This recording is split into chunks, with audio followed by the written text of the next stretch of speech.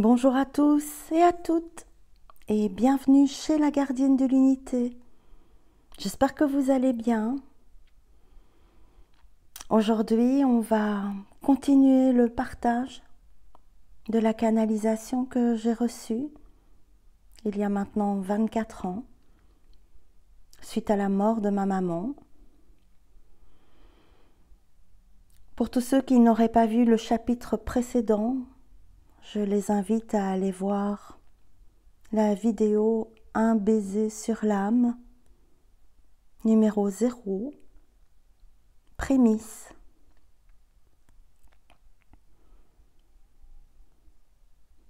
Respirez profondément, posez-vous, mettez des écouteurs si vous souhaitez. Ce livre est la traduction humanisée d'une vibration d'amour. C'est une expérience, une vision, une histoire, une onde partagée de cœur à cœur. Comme d'habitude, ne retenez que ce qui vous fait vibrer.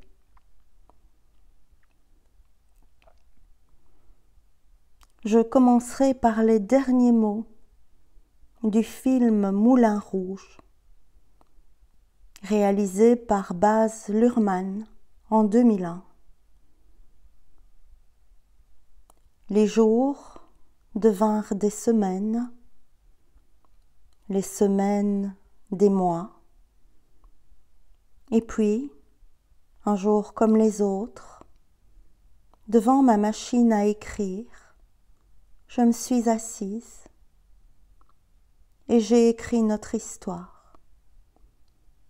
Histoire d'un temps, histoire d'un lieu, histoire de gens, mais surtout, histoire d'amour.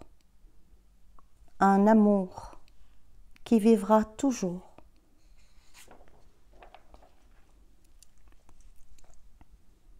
Un baiser sur l'âme.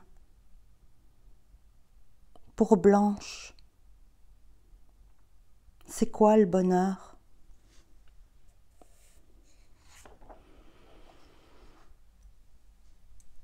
Un an avant l'opération à cœur ouvert.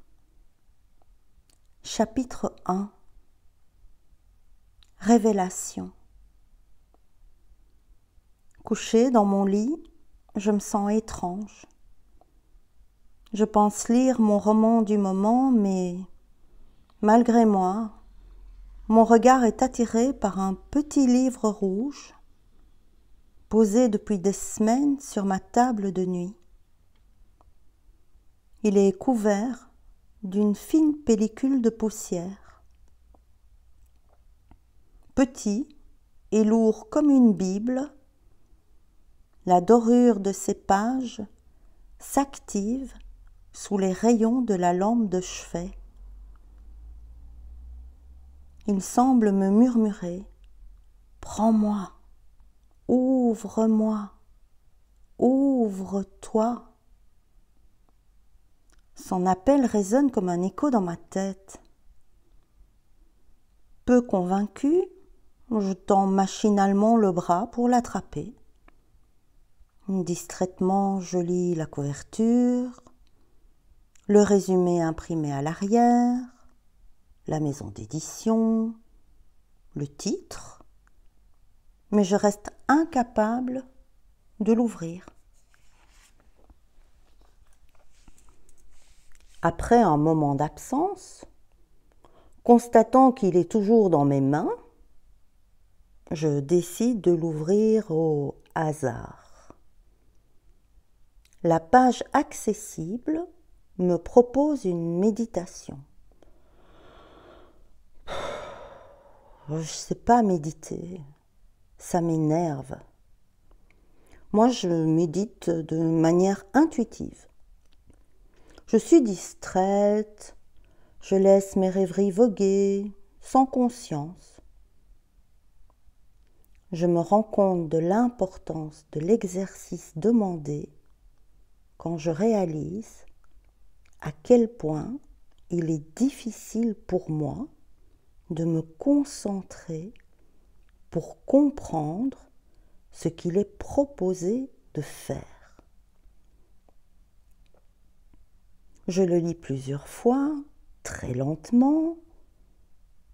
Je finis par le lire à voix haute.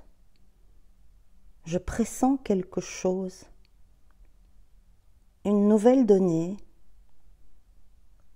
Je sais au plus profond de moi que quelque chose de bouleversant va être révélé au cours de cette relaxation. La méditation tant repoussée me toise par son importance. Finalement, je capte enfin les directives des quelques lignes explicatives. Voulant bien faire les choses, bien que n'y connaissant strictement rien, je m'assieds confortablement en lotus sur mon lit et je ferme les yeux. Façon yogi. Le rythme de ma respiration plonge mon corps presque instantanément dans un état de réceptivité totale. Étonnamment, tout arrive sans effort.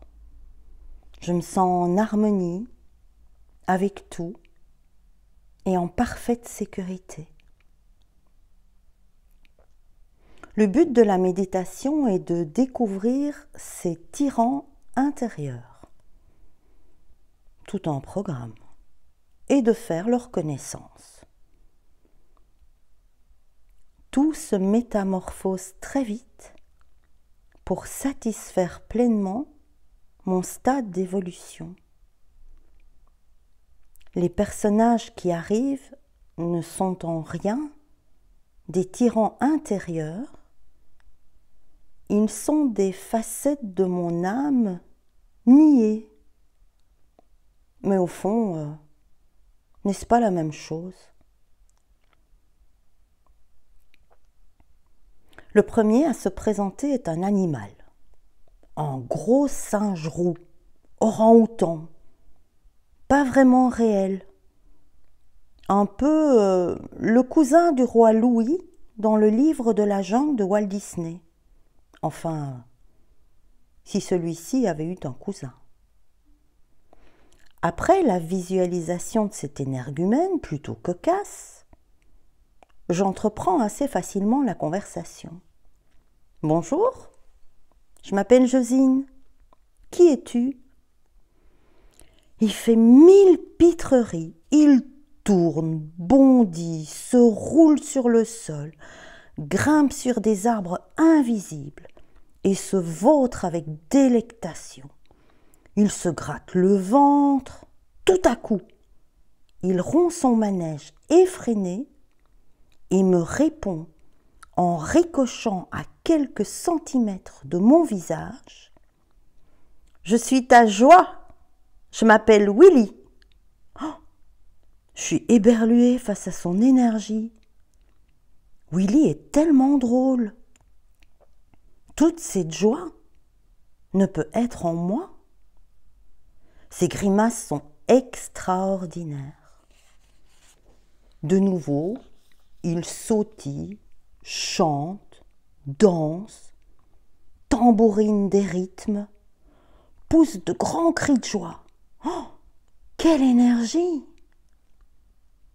Sous ses lèvres charnues se dévoilent de grosses gencives roses, aux dents carrées, comme des sucres, lui donnant un air tendre et niais à la fois.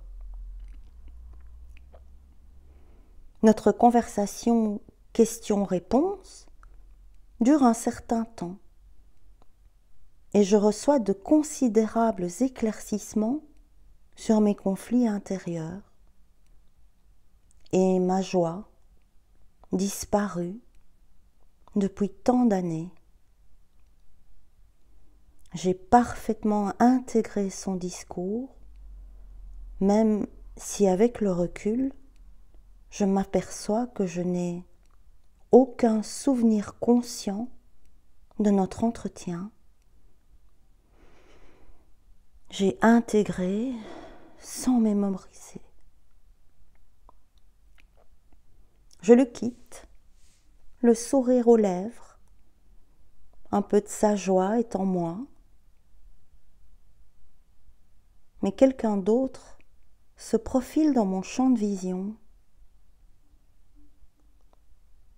Quel est donc ce personnage? Face à moi, une femme sans âge, à l'aspect misérable, est assise dans un fauteuil roulant. Son allure est pitoyable, son physique répugnant. Ah, son odeur nauséeuse. Comme elle est laide. Son visage gras de sueur, labouré de rides et bouffi, est encadré jusqu'aux épaules par des cheveux frisés, sombres et répugnants. Elle est chapeautée d'un vieux bonnet de laine, chiné, orange et bleu, tricoté à la main. Ses yeux sont globuleux, bleus, vitreux, mouillés, prêts à pleurer. Ses vêtements sont élimés et maculés de salissures croûteuses. Son dos arqué touche à peine le dossier du fauteuil. Ses mains osseuses, usées par trop de déception de n'avoir pu retenir, sont posées, inertes, figées sur ses jambes paralysées. La tête légèrement penchée vers l'avant. Elle semble me supplier d'en bas, levant juste son regard, laissant le reste de son visage pétrifié en masque. Silencieuse, elle attend.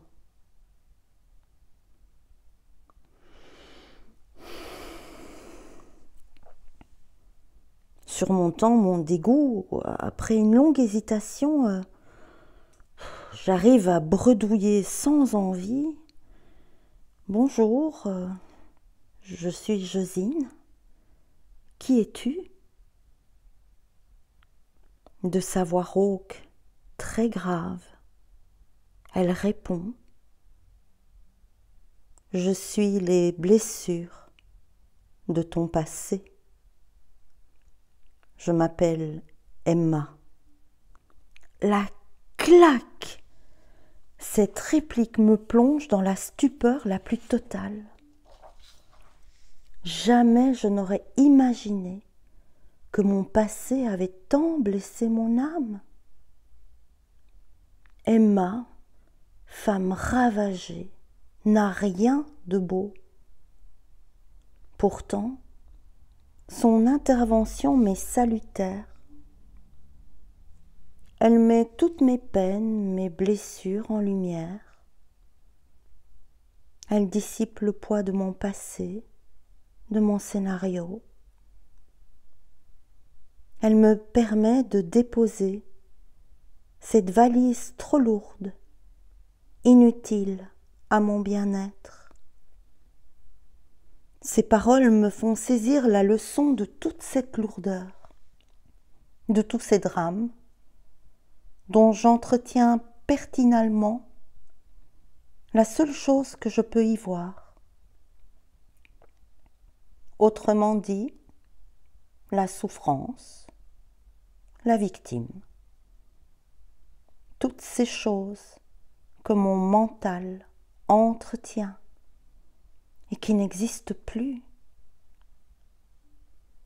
qui n'existe que parce que je l'ai fait exister. Plus nous parlons et plus mon regard posé sur Emma change. Je me suis approchée d'elle à moins d'1 mètre. Je peux presque la toucher.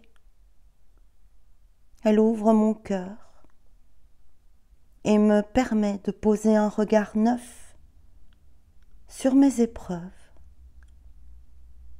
Elle me montre leur cadeau magnifique.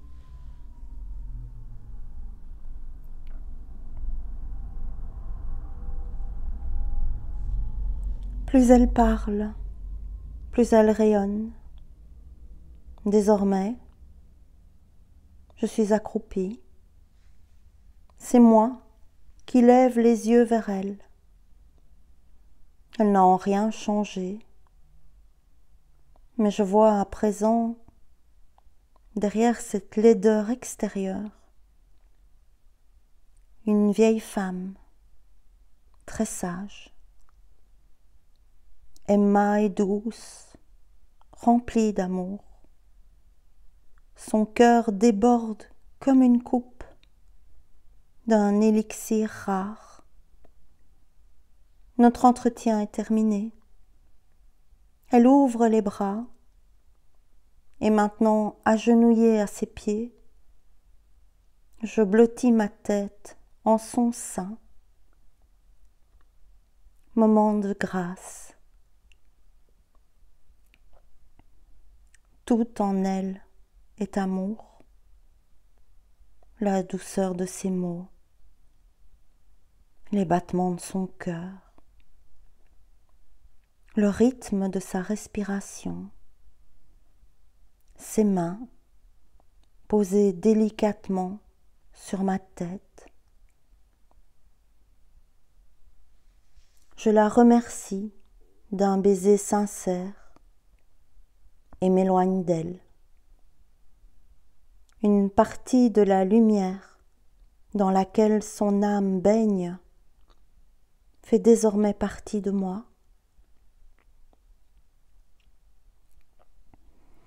Ma 3e rencontre, beaucoup plus compliquée. Adossée nonchalamment à un réverbère imaginaire, presque en déséquilibre, une jeune femme, très belle, fume sa cigarette. Elle me regarde de biais, feignant de ne pas me voir. Grande, mince, de longues jambes fuselées dans des bas résille noirs. Elle est chaussée de hauts talons en plastique rouge, clinquant. Sa jupe, trop courte et fendue, complète sa vulgarité. Une blouse blanche, ample, aux manches courtes, très décolletée, dévoile ses clavicules bien dessinées. Son visage est parfait.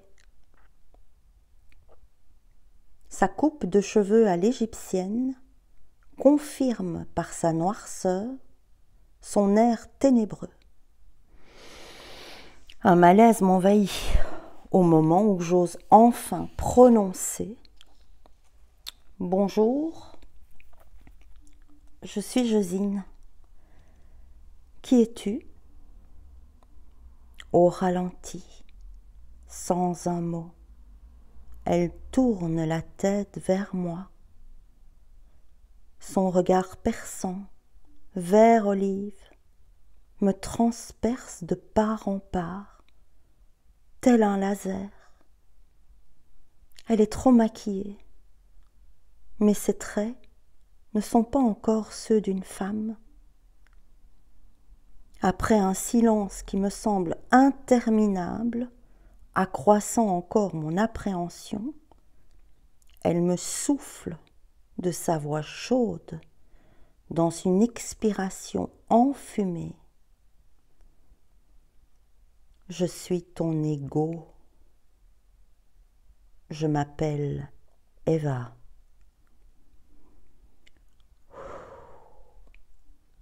Eva est têtue et agressive.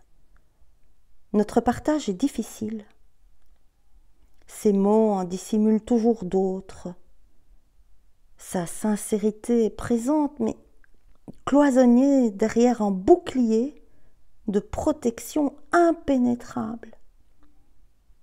Eva m'explique que pour cacher mon extrême sensibilité, j'ai bâti des remparts de mensonges vis-à-vis de moi-même. Je me suis cloîtrée dans ma propre cage et je n'ai pas réalisé que j'en suis la seule geôlière. Ces mots sont sifflants et détournés, mais elles me montrent à quel point la médiumnité et l'extrême sensibilité que je crois subir sont des qualités. Cacher aux autres cet état m'empêche, par peur de nouvelles blessures, d'être moi-même. Cercle vicieux, tours infinis, montagnes russes émotionnelles, tel est mon quotidien. En ne montrant pas qui je suis, comment les autres peuvent-ils me reconnaître? Comment peuvent-ils me reconnaître si je ne me reconnais pas? Si l'image que je donne de moi est un roc insensible, pourquoi les autres ne viendraient-ils pas y planter des pitons pour assurer leur ascension risquée? Je ne suis pas un roc, je ne suis pas une pierre, je suis vivante et fragile, comme une petite fleur sauvage dans une prairie verdoyante au printemps. Grâce à Eva, je prends conscience du poids de l'effort à fournir pour paraître aux yeux des autres ce que je ne suis pas.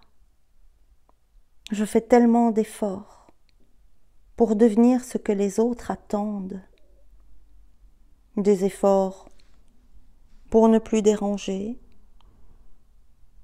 pour ne plus décevoir, des efforts pour être enfin aimé, vu.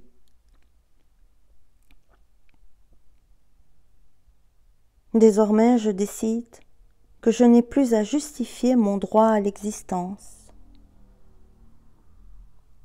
J'arrête immédiatement de jouer ce rôle qui convient à la pièce de théâtre du monde. Secouée avec cette rencontre, Eva me plante là, s'éloignant comme elle est arrivée, au ralenti. Pourtant, je n'ai pas l'impression que notre conversation est bouclée. Étrange sensation, alors qu'elle a disparu de ma vision. Au loin, scrutant l'horizon, je devine quelque chose, comme un mirage naissant, une lumière. Petit à petit, une enfant se personnifie, menue et gracieuse. La petite fille me fait face. Âgée de 7 ou 8 ans, elle arbore un sourire angélique. Oh, comme elle rayonne. Sa peau pailletée scintille. Bonjour, je m'appelle Josine. Et toi, qui es-tu? Je suis ton innocence. Je m'appelle Ève. Les boucles de soleil formées par ses cheveux frémissent dans une brise semblant émaner de son propre corps. Ève n'est pas une petite fille comme les autres. Même si je ne perçois pas dans son dos des ailes iridescentes, je sais qu'elle fait partie des êtres de lumière. Notre contact est télépathique. Son regard clair, empli d'une bonté inconnue pour moi, couvre mon être d'un voile protecteur. Je suis drapée par son aura, comme parée d'une cape d'amour. Son discours est merveilleux. Plus nous communiquons, plus j'ai envie de retranscrire son message et celui des autres, mais je suis incapable de revenir à un état physique suffisant que pour prendre un stylo et du papier. Tous ces mots coulent sur moi comme 100 000 pétales de rose tombés du ciel. Ils résonnent un court moment, instantanément digérés par mon âme. Je m'abreuve de ces paroles en oubliant à chaque nouvelle question la réponse précédente. Malgré mes efforts, ce dialogue ne peut pas être maintenu dans mon mental. Quand notre entretien se termine, je remarque avec perplexité que Willy, Emma, Ève, Eva se tiennent côte à côte. Mon Dieu, que ces êtres sont beaux et puissants de vérité. Je leur dis mon souhait de retranscrire en mots ce cadeau verbal qu'ils viennent de m'offrir pour le partager avec d'autres personnes, mais leur réponse est unanime. Ce que tu viens de recevoir ne doit pas être transmis. Ce cadeau n'est que pour toi seul. Il t'est destiné. Mais tout ce que vous m'avez dit est un message universel, il peut aider au sens de la vie. Tu pourras partager d'autres choses, mais pas ceci. En les écoutant, j'ai tout à coup la conviction qu'il n'y a pas 4, mais 5 présences. Intriguée, j'ai beau observer l'espace situé de part et d'autre, je ne vois personne d'autre. Pourtant, ils sont 5. Vous êtes 5, il me semble.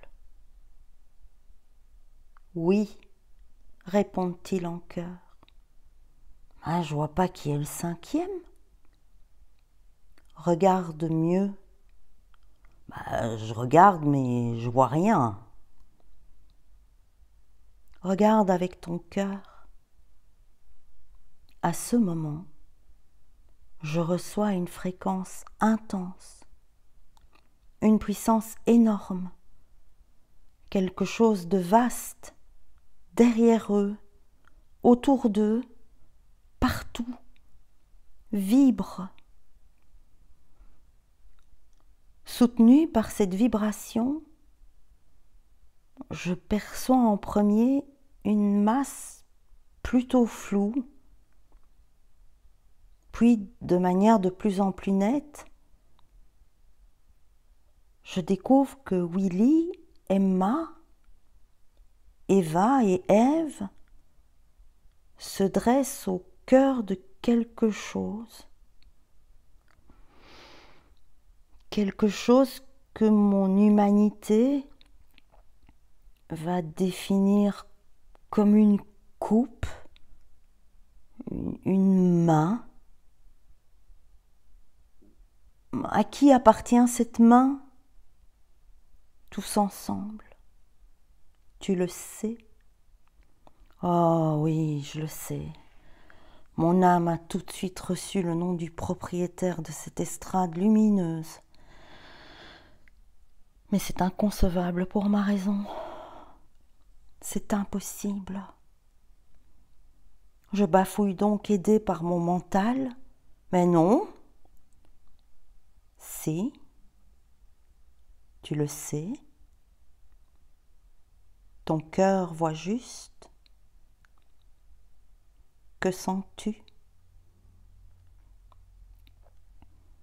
Alors, acceptant, j'ose enfin prononcer à voix haute. Je sens Dieu.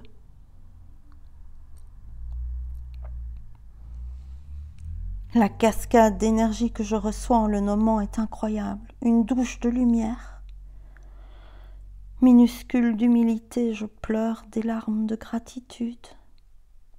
Ce qui m'arrive est si surprenant, inconnu, merveilleux.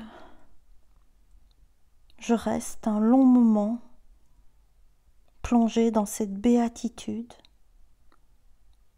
Et finalement, petit à petit, je reviens à un état normal.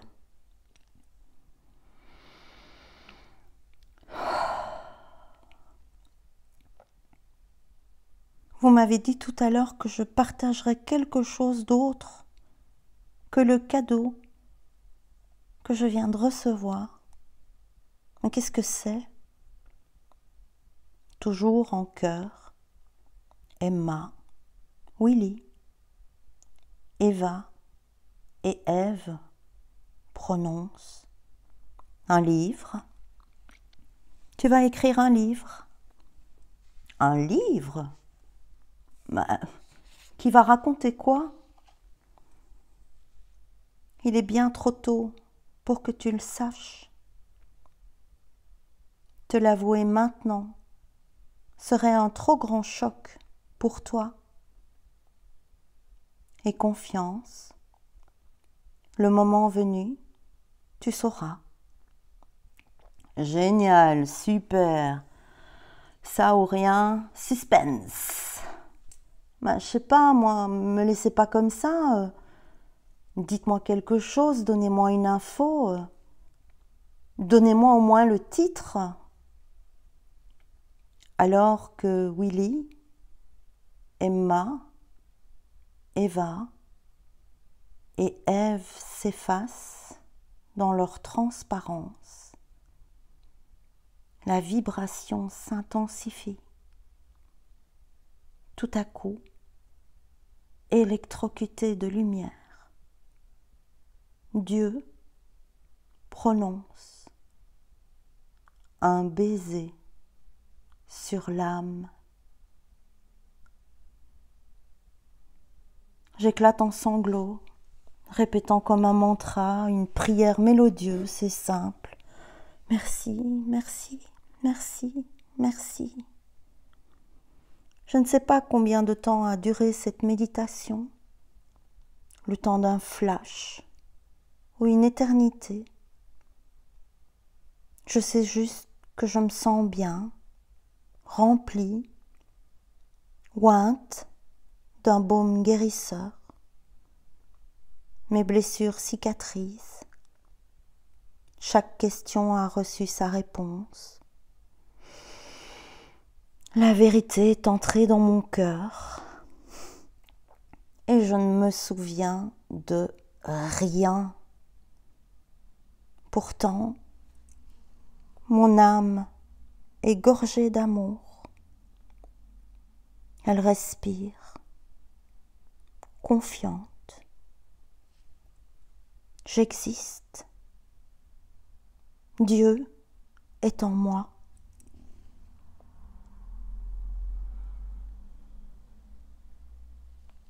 Merci à vous pour cette écoute. Je continuerai à travers d'autres vidéos le parcours d'un baiser sur l'âme.